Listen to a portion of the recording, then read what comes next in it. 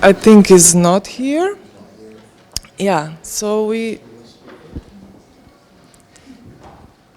maybe you, you can go first. Plug that in.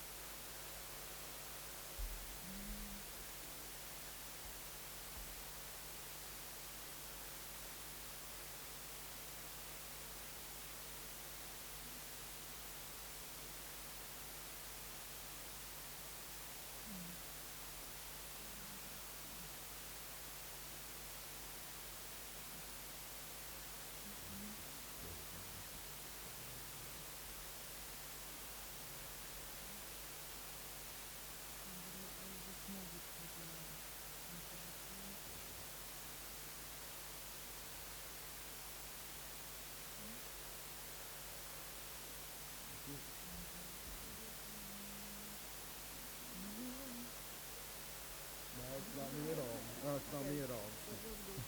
Right, okay. I wish I could have moved around so that I would have used it rather than standing there. But I'll just use this one, yeah. Right. Thank you all very much for joining this session. I'll introduce myself a little later. We're going to be talking about stereotyping. It's something that happens a lot in many quarters, not just to women, but of course the focus is going to be on women here. So we're looking at breaking the stereotype. And of course, the stereotype is that masculine nature. You hear about the corporate boardroom being male-dominated. You hear about the men's world. And in actual fact, it's not a men's world at all. I think men should be taking a lot from the ladies at conferences like this and other conferences like it. Why shining? I'm going to focus only on some particular aspects. The shining bits, the thriving aspects of it. Hopefully others will pick up on some of the other areas. We're not looking at women necessarily leading. We are talking about, it's not about women's lib or a Me Too movement or anything like that. We're just saying let women have the rightful place in society, and for too long have been underprivileged in that area.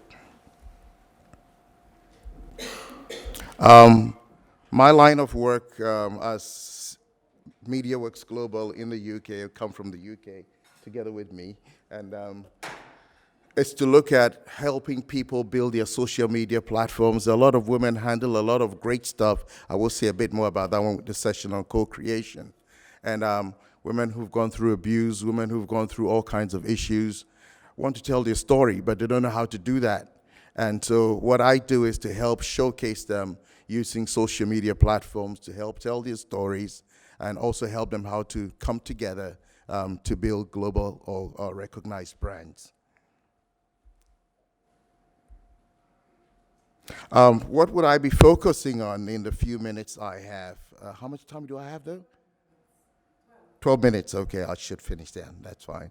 I want to talk about perceptions first.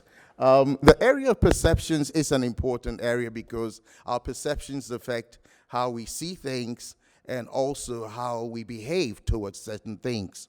And all of us have some prejudice of one sort or other, but in the world of business and in society, we want to be able to change those perceptions when it comes to the area of leadership.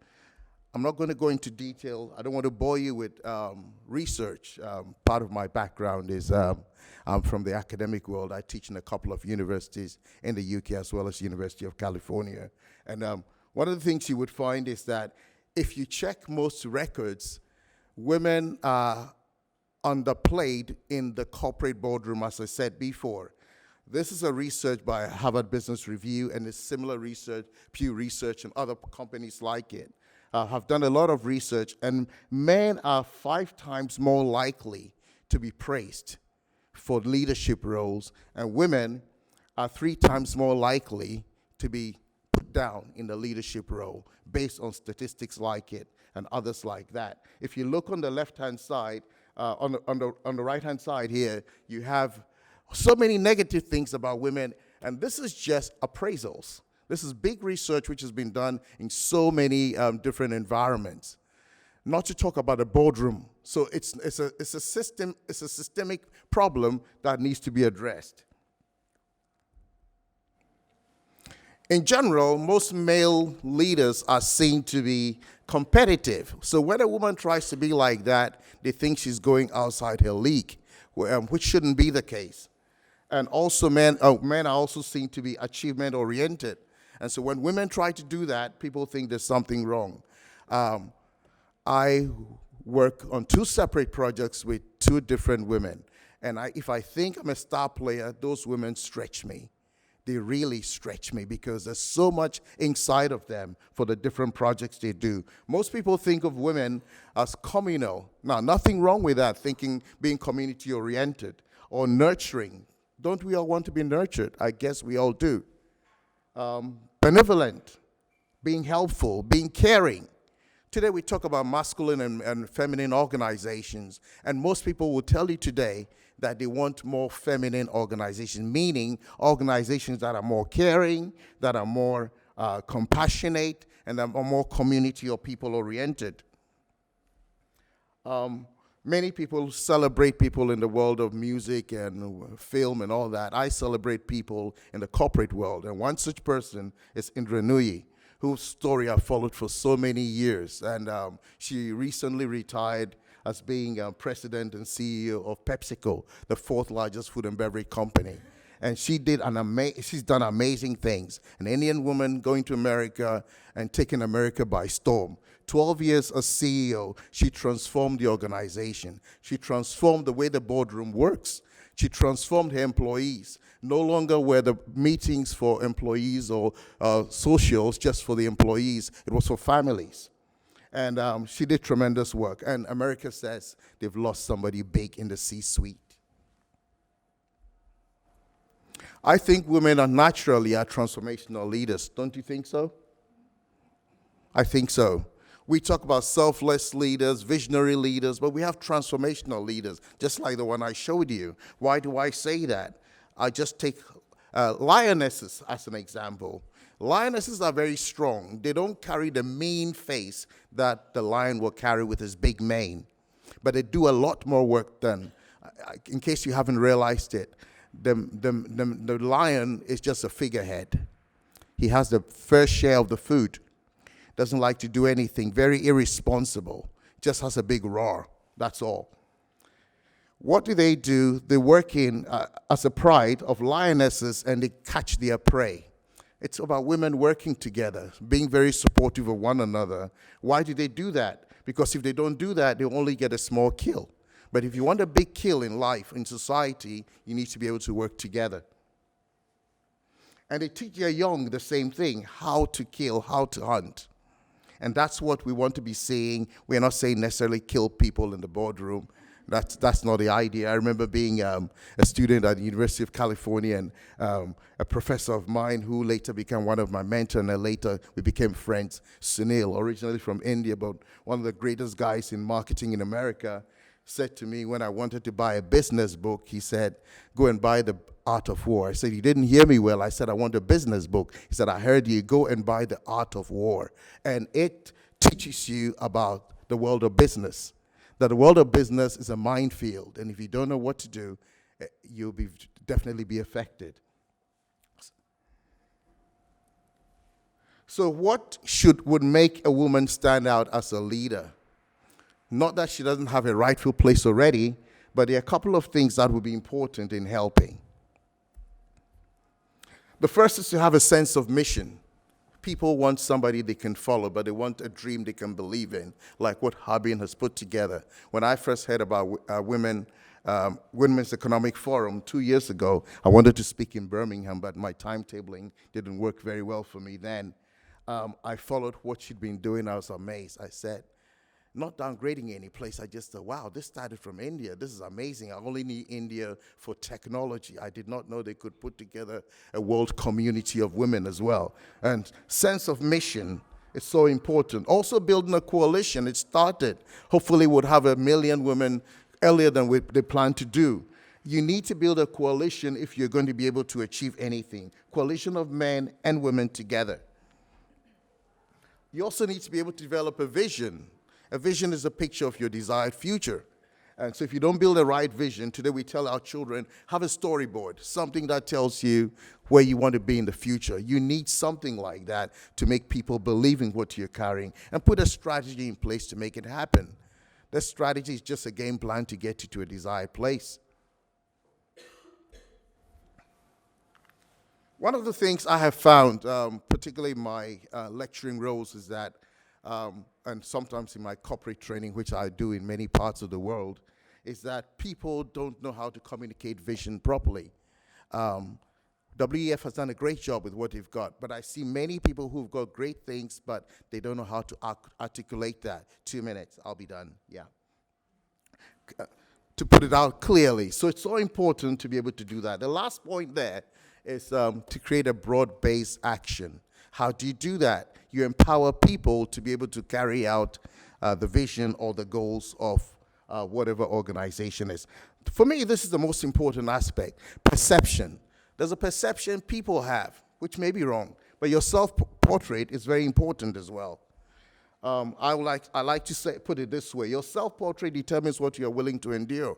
If you believe you're a doormat, that's how people will see you. If you believe you're a world changer, then you can make certain things happen to make that. You create the environment to support that. And then finally, on that point there, your self-portrait determines the kind of future you create for yourself.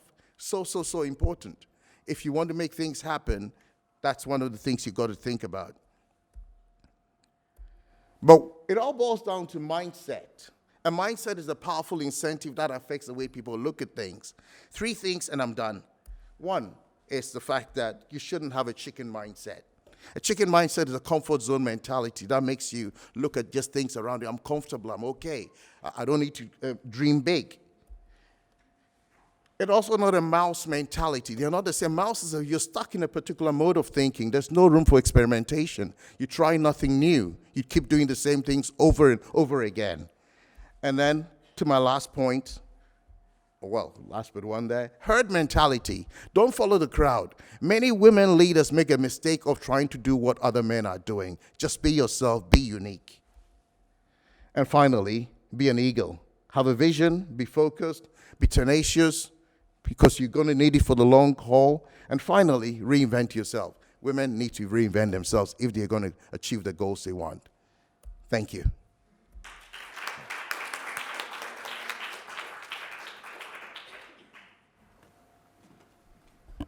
Thank you, Rexford. Let me just...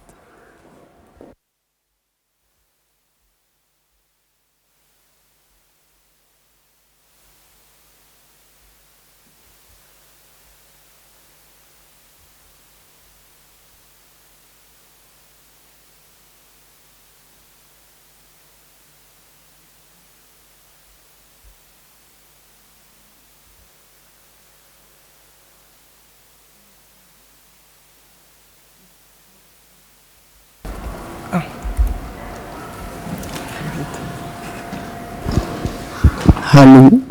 That works. And that's actually not from the beginning. So, yes.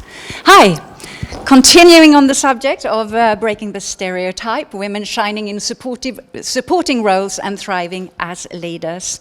I am excited and really, really proud to be here actually talking with such eminent other speakers. I've been blown away by your talk so far.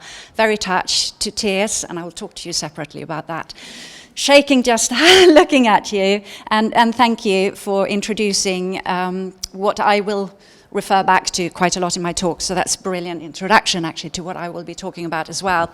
So, hello, steady on girl. So my name is Mi Elverson, I'm Swedish, I live in England, and I'm the founder of the Vlog Academy.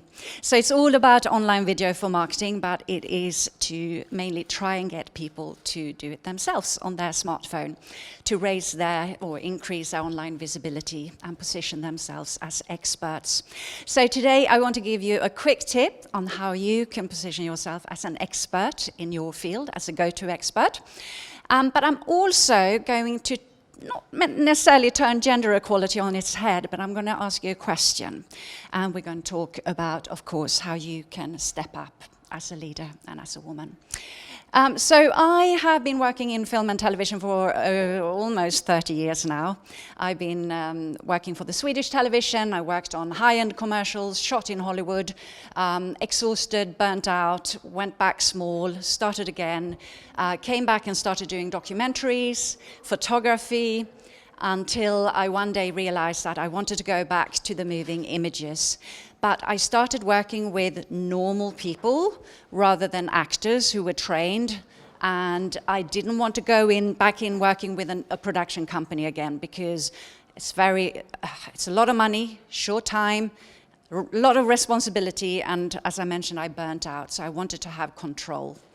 And I started working with small businesses, small business owners, startups and entrepreneurs, and I taught them, started giving workshops in how to create their own smartphone videos. And I realized that this was an amazing place to be. I loved it, and I loved talking to real people and transform their journey and to be able to support them to get more visible online. So this is what I'm now doing through the Vlog Academy. And I think we live in an amazing time, don't we? We are incredibly fortunate as women to be born in this era.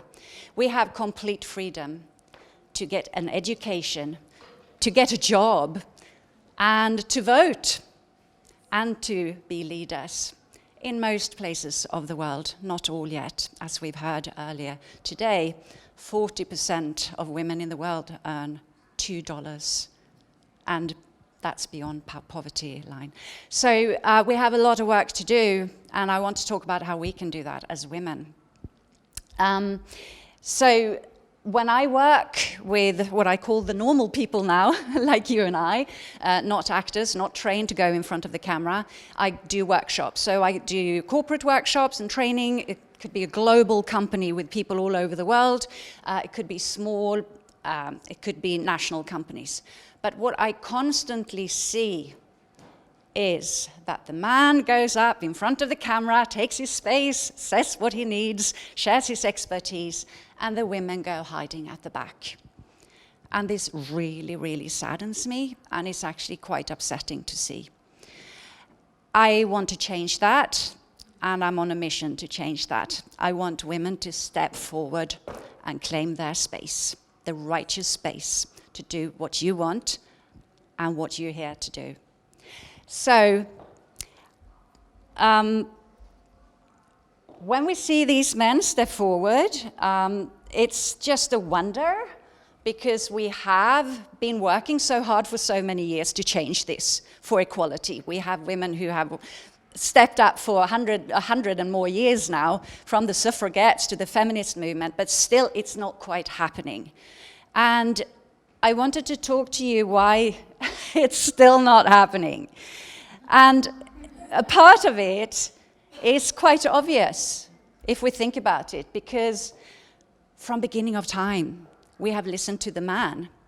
The men back in the tribe were the hunters. They provided the food. They had to go out there. They had to be stronger. They had to get the beef back on the table, while the women were sitting around the campfire and nurturing the children, cooking and planning the day, right? So that's why we became better at organizing, nurturing, and supporting the group. And the men went out to make the quick kill. Just like in business, we talk about the quick kill sometimes. And women are a bit more reluctant to do that. We like to build up, to share stories, to care about the community, to nurture. But these male leaders continued. We've had priests. We still have male priests, mostly, in religions.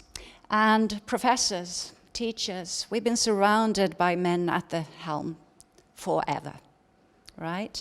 So it's no wonder that men feel that they are the leaders, and women think that men are the leaders too. So we take a back seat, and we hide a little, because men and women assume that women are less competent because we are not showing up, because we're taking a back seat. We assume, both men and women, that women are not good leaders. and that they won't make great managers. And we won't be very good with the numbers. Right? Sounds familiar? But it's just so wrong, and we have a lot of serious research now.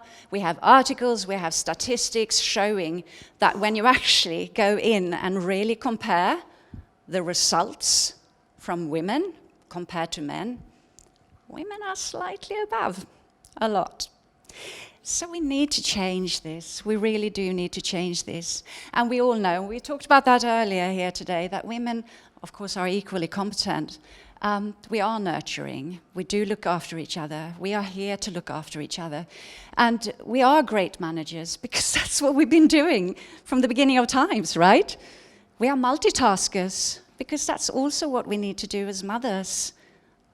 We have the bug in with one foot and we send the emails with the other hand, right? And we can also see the bigger picture. And I don't know if you agree with this, but a lot of men, they have a very clear vision. You're talking about having a clear vision, but you also have to see the bigger picture, right? Because things can be crumbling on the way to the bigger picture. And some men don't actually care about that. So they just go for the goal, and they don't care about who falls over on the way. So what women also have is, first and foremost, come the children, to have food on the table and education. And when women are empowered around the world, when an education comes to all girls as well as boys, when we have food on the table, we will automatically have a better world. We need to have more women in leadership roles to change what's happening at the moment. So I want you all to think about how you can step up and claim your space. And I would love for you to show me how you will do that. And if you want to talk to me about how you can do that, I'm very open for that conversation. And I need to talk a bit more about what I do because I find it so powerful. And video is considered the most powerful online marketing tool you can have, whoever you are. And the beauty of it is that it's free and available and it's global. And it doesn't actually have to be complicated. You might feel, if you haven't, how many people have done videos here or use it regularly for? Yeah, it's quite a few of you, maybe a third. That's great. So often when we talk about video trends and social media, we do get a bit put off, right? It's a bit scary because we tend to think that on social media to go out there, we have to do this, right? Or for a man, maybe, you need to look a bit like that, yeah? Or maybe you need to talk about specific topics like healthy food, you know, being a vegan and do makeup tutorials. But if you actually look at the marketing trends for video, for business specifically, let's call it adult content with a bit of a smile.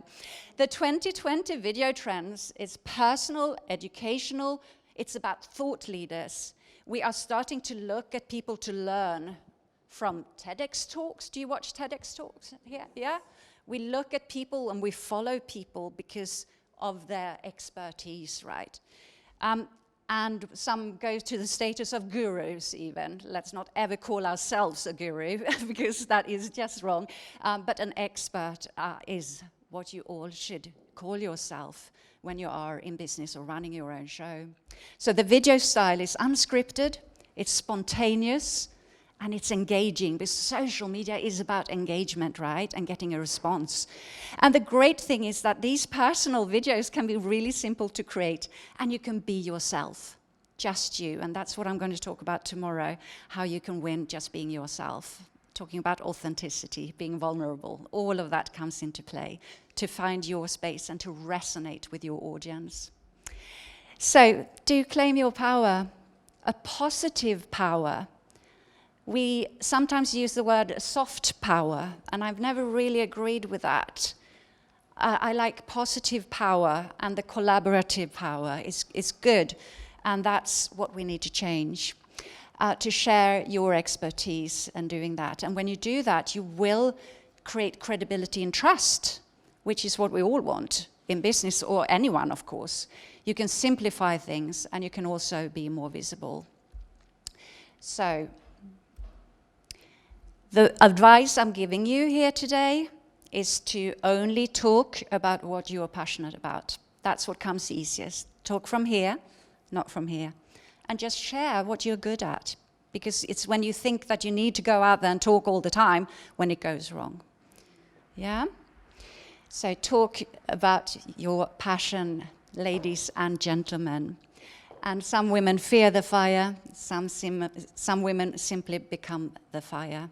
I would love for you to go out and be the fire. Yeah, our planet is about to explode. Does anyone else feel that? We need women to defuse the bomb. And on that note, I'll leave you there.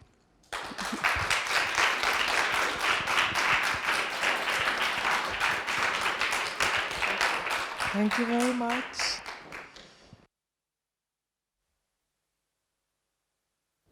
So next I invite Lea. Just a second. Ja, samo malo. Čakaj, kje je? Zakaj pa ga ne? Ja. Ok, pustive tukaj, ne še začeti. Lahko tisto prvo naslovnico sam pokažete, pa bo pol zagnali film na koncu prezentacije. Samo malo. Ok, bom zaprla. Mogoče samo tukaj, če se... Ok. Tole dol. Dol, ja. Prvo... Najprej bom govorila 7 minut, potem bomo pa pokazali film. Aha, ok. Potem bom pustila tako. Ne. Dajte na svojo naslovno stran, tako smo predstavljeni govorniki. To lahko zaprete. Samo malo. Ja. Ok, lahko tako. Brejte. Ja. In pol za video? Pa bom pol dala znak, ja, lepo prosim, ker se ne zna. Ne, tega bom kar imela. Okay. Thank you for your patience. I work in HR. I don't know if you heard it, but we are almost as doctors. That is something that a colleague of mine told me at the beginning of my career. He said, you will notice in time when you start working and people know you are in HR, at every party somebody will come to you and will ask you for a favor. They will have a question, maybe something from employment law, maybe some career advice, but they will search you out as if you are a doctor. So today we are turning the tables. I would like to prepare you that I will ask you a favor at the end of the presentation. But let's begin. My name is Lea Tkalec. I'm head of HR at Lidl Slovenia. Does anybody know what Lidl is? Yes. So you know Lidl stores? Yeah, okay. You also know that Lidl Slovenia is active in Slovenia and is a part of a larger group that is all over the place. Okay. So this year, it's my 10th year at Lidl Slovenia, so curious, large career move on my part. And in those 10 years, things happened. Most of them very good, some of them not so good. But there are some moments of these 10 years that I'm really proud of. One of those moments was I was at an international presentation, and there are always presented group results. And the first you do, you search for the flag of Slovenia. Where in the ranking is Slovenia? And then, of course, it came Slovenia first place among all the countries of Lidl, momentarily 32. Slovenia was on first place of women representatives in management. So we heard percentages today. It was 25-5. It can be different, but ours was 46. So of course, we were all proud. We spoke about this percentage because it really does almost represent the distribution of population in the country. But then we started to think about it. 46. Is it really good? Well, if you look at the country, it is good. But what if we look at our company? It's still good. But what if we look at all the managerial levels? Is it still good? How many women do we have in the company? then the percentage didn't look so good. If you notice in our stores, the most of the colleagues there are women. So what we found out, I'm sure you will not be surprised, is that yes, we have a large percentage of women in managerial positions at the lower level.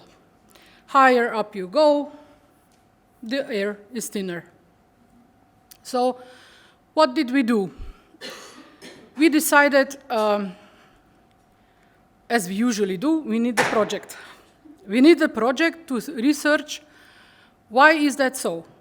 Because I was caught in one moment where I presented the results. We can be proud. We have 46% of female managers, and I was one of 2 women in the room.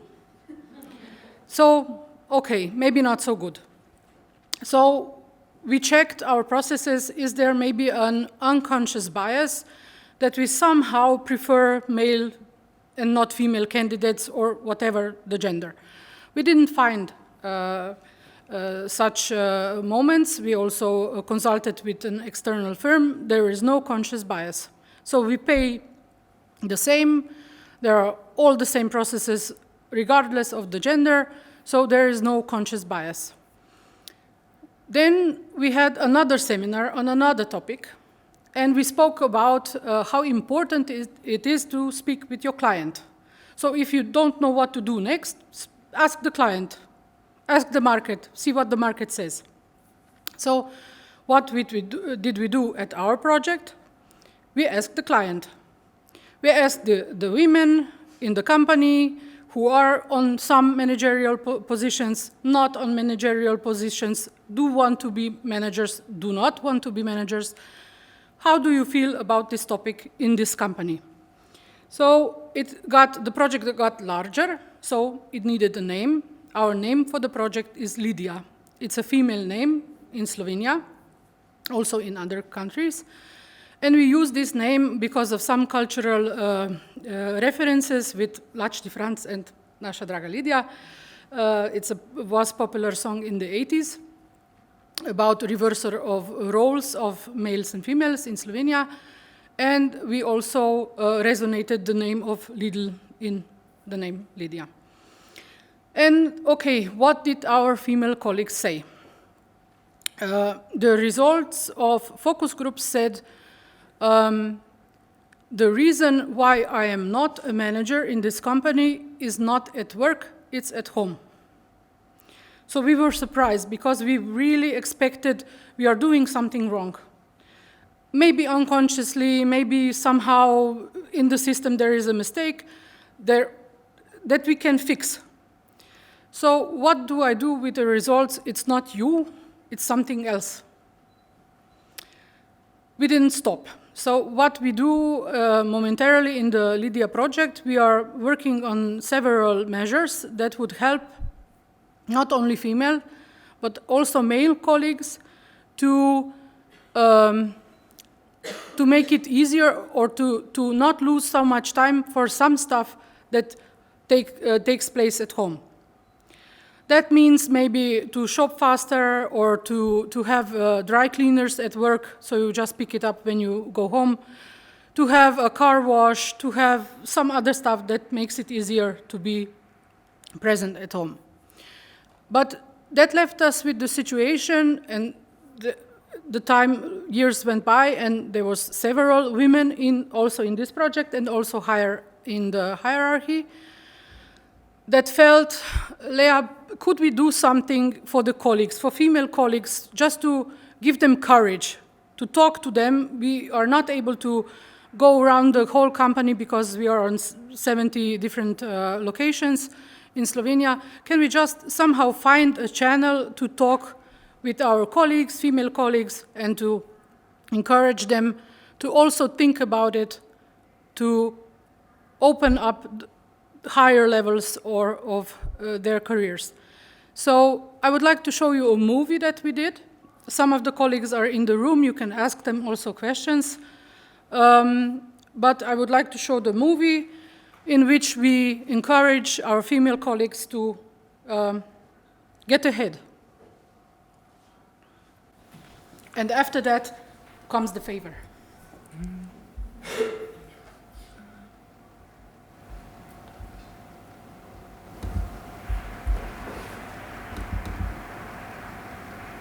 Res na glas mora biti. Ful na glas. Nič se ne sliši? Ok, super je. Jaz se spomnim ene take scene iz osnovne šole, ko smo se prvi pogovor je bil o tem, kaj si želiš kot življenja. Takrat je bil prvi moment v mojem življenju, ko sem razumela, da v bistvu fantje in punce nismo enaki. Nismo videli enako, nismo doživeti enako, niso nam ista vrata odprta. Jaz menim, da je biti ženska čudovito, ne samo lepo, ko se počutiš udobno v svoji koži, to je ko super. Želela sem biti uspešna ženska. Toliko kot za zdaj dobro v svoji koži, uspešnosti počutim, si nikoli nisem niti predstavljala. Biti ženska bi se meni vedno najbolj enostavno in pa izredno izpolnjujoče. Znamo pokazati svojo toplino, da znamo pokazati ta svoj čut ljubezni, mislim, da imamo ženske, prav moški mogoče bonus tega čuta ženskega, ki nam kaj dovoljuje svet. Izzivi, s katerimi sem se srečevala, so bili izzivi, ki si jih več ne bom ostala sama. Mislim, da sem imela največji izziv sama sebi. To, da sem se dovolila postati to, kar si želim, se pravi po eni strani mama, žena in uspešna poslovna ženska.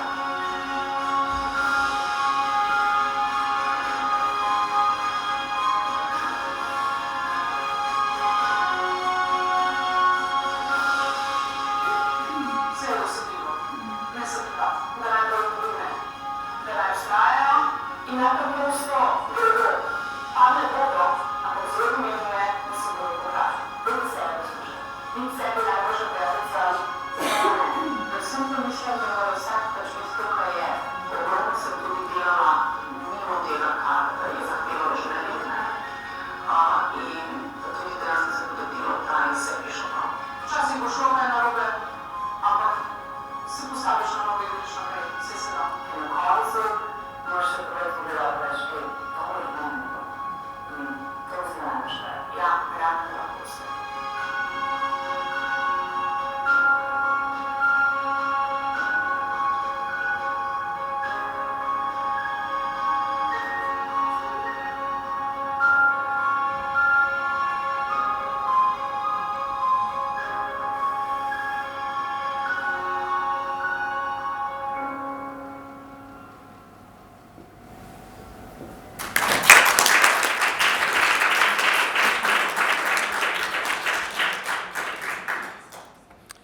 So, to the favor.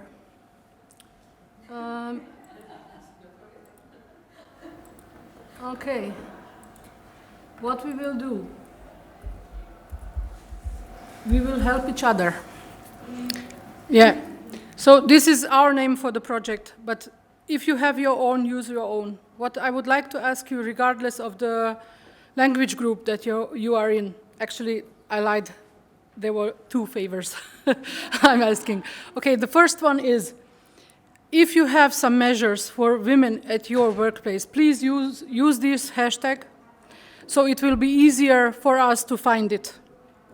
So I know a lot of companies do something, but we don't know that you are doing something, the same as you didn't know that we do. So use our good practices, call us if you can use something that we do. Just be open, be approachable about your measures that you do. The second favor is only for a group of you that are in the same language group. What we did last year, and it worked well, and I would like to invite you to join us.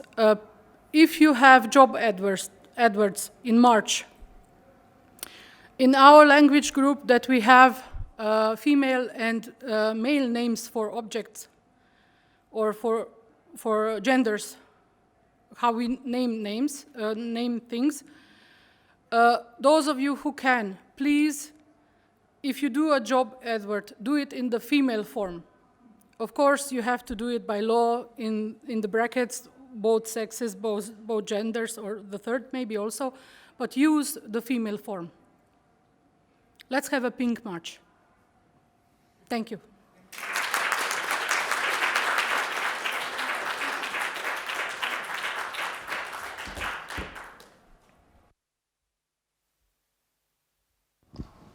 Thank you, everyone. Let me just put this back up.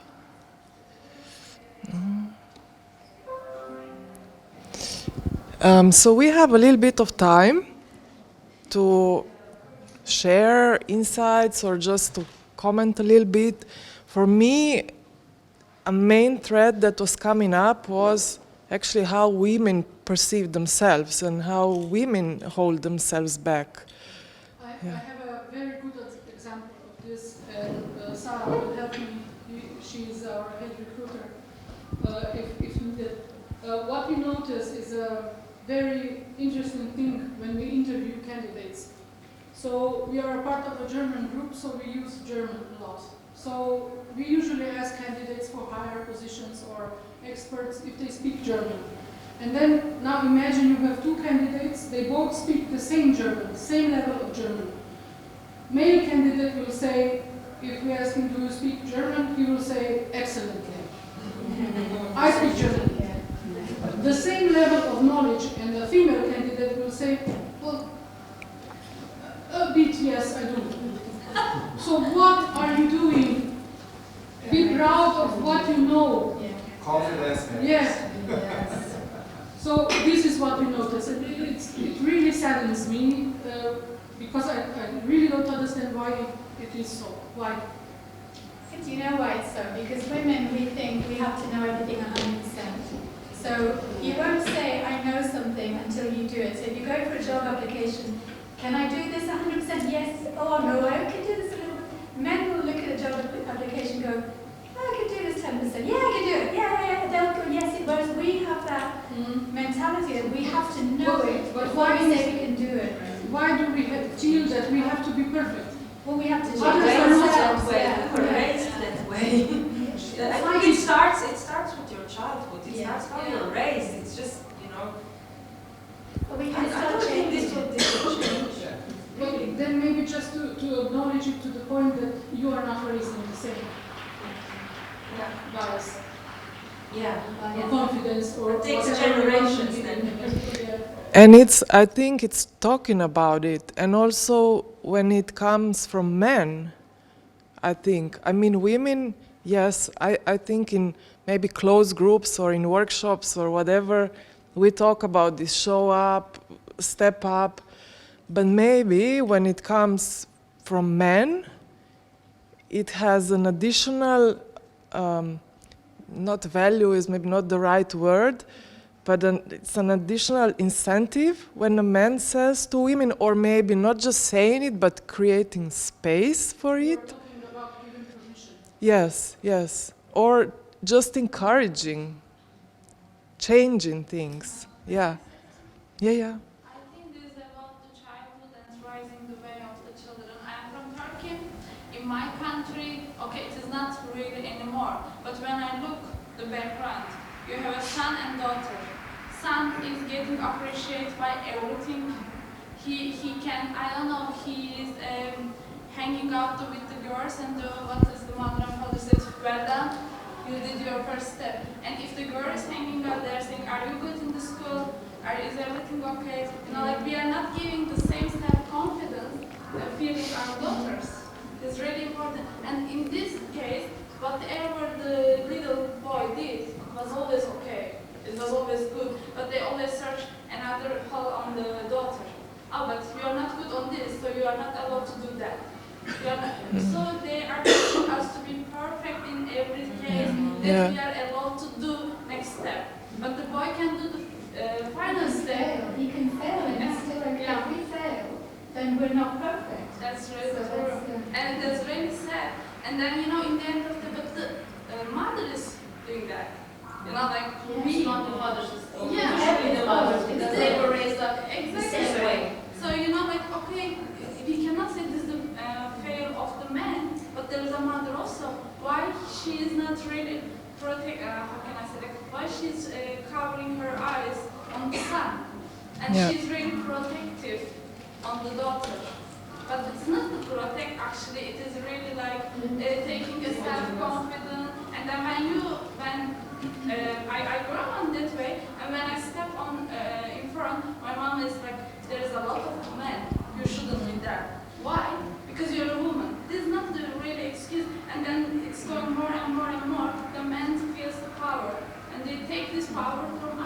I think there wouldn't be this conference if it wasn't like that. So Can I say something? What I think maybe just to finish. What I think also is important is to know that yes, our parents they do their thing, but when we are adults, we decide who we are. Yeah. So maybe just take the power of not being recognized as a child and fuel yourself to be now what you want to be. Life is short. This is the time you have. Now. Do it now. Say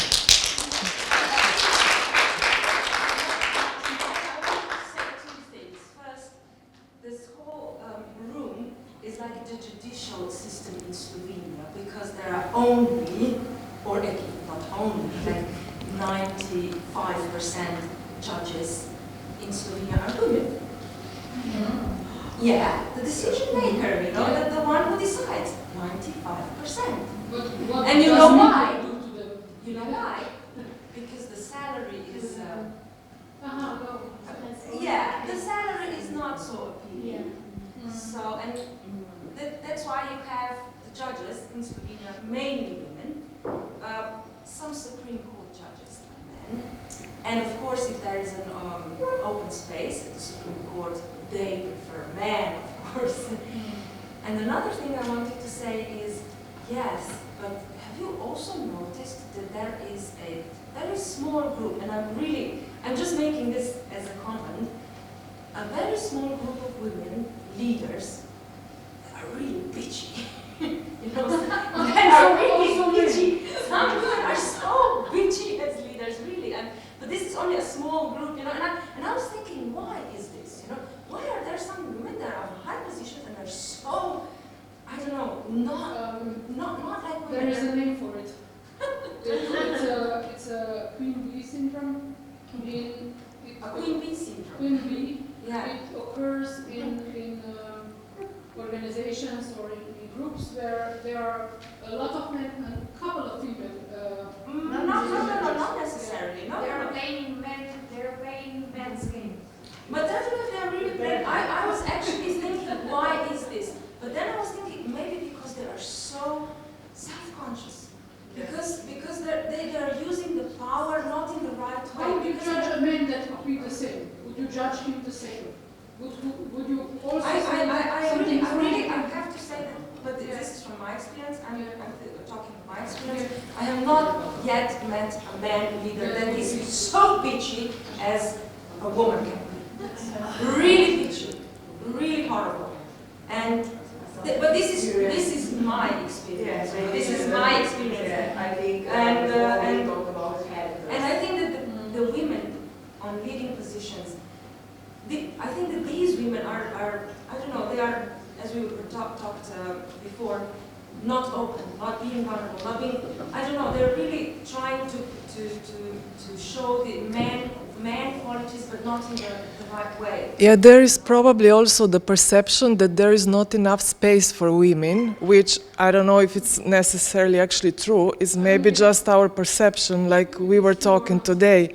So I would just ask you on stage, so what can we take home if you would summarize or if you would say, and maybe something that people can implement in their company and at home in their personal life? Well, I'll go first on that.